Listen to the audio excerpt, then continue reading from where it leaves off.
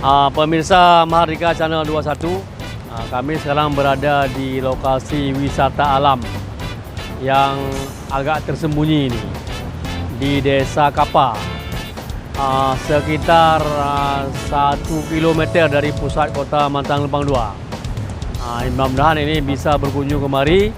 Pemandangannya cukup bagus, ada suara air gemercik. Mudah-mudahan bisa obat untuk menghilangkan stres.